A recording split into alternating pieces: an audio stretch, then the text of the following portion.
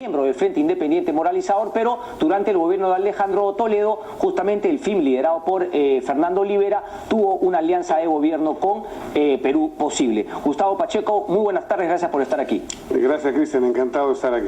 A ver, Gustavo, después de tanto tiempo, jugaron un papel importante, hemos estado con Fernando Olivera aquí en el canal, en el programa, y bueno, él dice finalmente que tuvo un rompimiento con Perú Posible. Desde tu punto de vista, ¿qué sensación te deja a la luz de los hechos el día de hoy el poder que compartieron en su momento con Perú Posible, con Alejandro Toledo, y hoy con las noticias de la posible recibo de una coima? Una sensación absolutamente de indignación. Yo no voy a hacer leña del árbol caído, pero los jueces existen, los fiscales están allí y la justicia tiene que resolver en qué momento los que hayan metido la mano tengan que estar entre rejas. Ese es un tema de la justicia. Indignación absoluta porque los que nos están viendo, jóvenes de 15 años, de 18 años, ¿qué pueden pensar del Perú en vísperas del Bicentenario? Mis abuelos me contaban que en el siglo XIX, en el siglo XX, todos los presidentes habían robado. Y yo pensé que eso era parte del pasado. Pero desde Morales Bermúdez, que está condenado por el Plan Cóndor en el Tribunal de Roma, Alberto Fujimori, que está condenado, Alejandro Toledo, que está fugitivo, y todo el resto de personajes que al parecer van a ser requeridos por la justicia, tenemos que dirigirnos a los jóvenes e indicarles que el Perú está por encima de sus problemas y tenemos que levantar la cabeza. Estamos en el momento de la náusea todavía, falta el vómito negro. Y ese vómito negro muchas veces viene bien al cuerpo. Tenemos que identificar, como decía Ernesto Che Guevara, en política uno puede meter la pata, pero nunca debe meter la mano. Bueno, pero eso ¿a ti te queda claro que ha metido la mano el presidente Toledo? A mí me queda claro la justicia. Los jueces están haciendo su trabajo, los fiscales, y el tema... Pero digamos, sí, tú también, ¿no? Como hombre de derecho, sí. Digamos, las pruebas son contundentes, los indicios terminan siendo contundentes. ¿Te parece, por ejemplo, que, como está planteando el expresidente Toledo, por ahí su abogado Heriberto Benítez, hay abusos, hay persecución, hay una venganza política, o crees que finalmente es justicia justa, como lo ha planteado el propio expresidente Toledo, que dice que no estaría viendo esa justicia justa? Vamos a ver. Una cosa son los hechos y otra cosa es el manejo procesal del derecho. Pueden tener 1000 argumentos jurídicos, por supuesto, derecho a la legítima defensa, pero se mira como gato, camina como gato y come como gato es gato. O sea, no vamos a engañarnos. Yo no voy a hacer leña del árbol caído, pero tienen que pagar con su culpa todos aquellos que le roban al Perú. Por eso planteo que la corrupción, Cristian, se ha tipificado como un delito de traición a la patria. Creo que el que le roba al pueblo es un traidor. Y en varios países del mundo hay pena de muerte para este delito. Entonces yo planteo la pena de muerte para los delincuentes tipificados dentro del margen de la tipificación jurídica de corrupción. Y aunque no los matemos porque estamos atados a muchos tratados y pactos, que sepan que están muertos y que su familia cargue con esta miseria moral que tienen ellos y confiscarles sus bienes. Hay que ser más drásticos, de lo contrario nos van a seguir robando. Durante mi gestión congresal del 2001 al 2006 pudimos con nuestras investigaciones desde el Congreso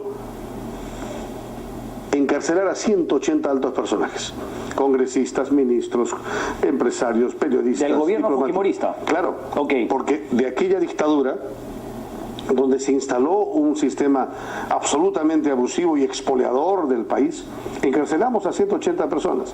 A ver a cuántos van a encarcelar los actuales congresistas. Ok, pero digamos, ¿no es ese justamente el agravante de que ahora sepamos que Alejandro Toledo cometió actos de corrupción, teniendo en cuenta que, claro, toda la gente miraba para atrás, pero faltó la fiscalización a ese propio gobierno de turno? Y hablo, por ejemplo, que, claro, si todo el mundo miraba al gobierno anterior de Alberto Fujimori y a nosotros se nos escapaban las tortugas, se aprobaba la IRSA Sur, no, sin pasar por el SNIP. Contraloría planteó que no se firme el contrato porque Odebrecht tenía un juicio pendiente, Graña y Montero también, y sin embargo se insistió con el tema, se fue a la Contraloría y no se le hizo caso a la Contraloría. Es decir, hay una también responsabilidad política del FIM como aliado del gobierno de ese entonces, haberse fijado que no estaba mal, pero era la labor hacer justicia del gobierno pasado y la corrupción de Fujimori, pero también fiscalizar al gobierno de turno, y queda claro que eso no se hizo. Queda claro que lo importante en ese momento, Cristian, es haber iniciado la construcción de la carretera interoceánica. Yo soy uno de los principales responsables y actores políticos de esa época. O sea, tú me eres responsable político de haber impulsado el EIRSA-Sur. Es que mi pueblo, Puno, y 10 departamentos del sur del Perú, Puno, Arequipa, Tacna, Cusco, Moquegua, Madre de Dios, Apurímac, Ayacucho, Ica, más los puertos de Matarani, Hilo y San Juan de Marcona, tenían que ser articulados. Tú puedes creer que antes de la interoceánica no teníamos conexión Puno con Madre de Dios, Cusco con la Apurímac. ¿Cómo no se va a hacer esa carretera? Estaba priorizada, más allá de la conexión con Brasil. Ok, pero a ver, más allá de la conexión con Brasil. Que el contrato fue IRSA-Sur, porque eso se dio en el marco justamente de una cooperación con Brasil. Sí, claro. ¿Ha funcionado IRSA-Sur? Ha funcionado, por supuesto que sí. Pero entonces no hagamos la Panamericana tampoco para Lima. No, pero justamente uno pregunta, oye, prioridad era la Panamericana, ¿no? No. Es que tú estás viendo todas las cosas con una visión virreinal, como limeño. ¿Por qué virreinal como limeño? Es que Lima sigue despreciando las regiones. Pero que yo sepa, la Panamericana va por todo el Perú, no solamente pasa por Lima. Es la costa, ¿Qué virreinal? Es que es la costa, pues. Esa es la costa. Correcto. Falta ahora la longitudinal de la sierra, y en ese momento la articulación de 10 departamentos, Cristian, de 24 o 25 departamentos que tenemos, incluyendo el Callao, ¿cómo no va a ser importante? 1, 2, el maldito SNIP fue tumbado justamente porque privaba a las regiones, no solo al sur, también al norte, privaba de la posibilidad de poder construirse esa carretera, porque te pedían un mínimo de transitabilidad. Esta era la excusa del MEF y también del SNIP. ¿Qué significaba eso? Por eso Genaro Matuto observó que como no pasaban suficientes carros, eso, el costo-beneficio, no los beneficiaba. Ok. Entonces, se supone que iba a generar la demanda, no la ha generado tampoco, porque siguen pasando muy pocos. Así no se miden las cosas. El planteamiento es que no pasaban carros porque no había carretera, pues. O sea, oye, ¿cuántos carros pasan? No, ninguno, entonces no es viable. Oye, no es gracioso. Si no hay carretera, ¿cómo van a pasar? Había una trocha, había que hacer la carretera y para ver, finalmente la pregunta es, ¿tiene el tránsito que se esperaba? Técnicamente el tema irá mejorando, pero yo digo, no. Seguimos pagando una cantidad de plata tremenda y no hay la recaudación en peaje por esa carretera. Cusco está conectado a Ayacucho. Cusco está conectado a Apurímac. Puno está conectado a Arequipa, Tacna, Moquegua. Desde Lima, desde tu visión virreinal. No se ve eso, yo te invito a mi tierra. ¿Pero por qué visión virreinal? Es una visión virreinal. Se pudo haber hecho trenes, ferrocarriles, se pudo haber mantenido el costo inicial sin haber llegado a sobrecostos, se pudo haber hecho muchísimas cosas mejor. Entonces no basta, la IRSA-Sur, porque justamente el estadista no es el que dice todo lo que quiere el pueblo, sino el que, más allá de lo que el pueblo le pide, sabe qué le puede dar y qué va a funcionar. En algún momento no será el tema del aplauso popular, pero finalmente el tiempo le da la razón. Aquí es al revés, el tiempo nos ha dado la razón que IRSA-Sur no tiene los resultados que se esperaba. IRSA-Sur es importantísima. La interoceánica es yo insisto, soy uno de los principales actores de esa carretera. Okay. Por Puno no iba a pasar solo por Cusco. Mi pueblo dijo, ¿por qué no va a pasar por Puno? Y estamos ahora articulados en todo el sur del Perú. Punto número 1. Punto número 2, el gasoducto del sur tiene que pasar por el sur. Desde Lima se dice, ¿para qué? Oye, el sur también existe.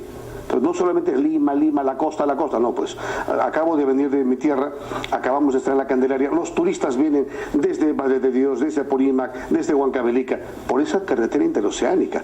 Y por otra parte, estar integrados a Brasil es un asunto muy importante, más allá de la corrupción de la que estamos hablando. Correcto, entonces, digamos, con los argumentos que me ha dado, para usted hubiese sido imposible darse cuenta que Alejandro Toledo impulsaba este tema porque había un compromiso de coima, sino que usted obviamente creía pues que esto era fundamental y eso fue de lo que se agarró Alejandro Toledo, me imagino, para hacer caer a muchos congresistas y hacerlo firmar. Ojo que el planteamiento de Richard Concepción Carhuancho es que otras cosas, claro, él demuestra que Alejandro Toledo hizo algunas cosas para honrar, esa palabra suena broma, honrar el compromiso con Jorge Barata para el tema de la coima, pero también dice cómo así el Congreso, digamos, fue oportuno para los intereses de Alejandro Toledo, cómo el hoy presidente también finalmente decide sacar del SNIP, cómo firme ese tema, o sea, una serie de cosas. Ese es un poco el argumento. ¿Era fundamental la IRSA-Sur? Era fundamental la IRSA-Sur. Todo mi pueblo, todo el sur del Perú, estábamos exigiendo y pidiendo la carretera. Hubo una marcha del Collasuyo desde Puno hasta Lima para exigir que el trazo pase por mi tierra. En ese camino, Hay que decir también que lo que dice la Fiscalía es que los aparentes dineros que habría recibido el presidente Toledo se hicieron después de su gobierno. Yo hace 11 años que no trabajo en ese gobierno, eso ha sido hasta el 2006. El dinero que le habrían facilitado es posterior a ese gobierno. Cuando ya estaba el gobierno del APRA, y había un Congreso con mayoría de otras fuerzas, y yo ya no estaba en el Congreso.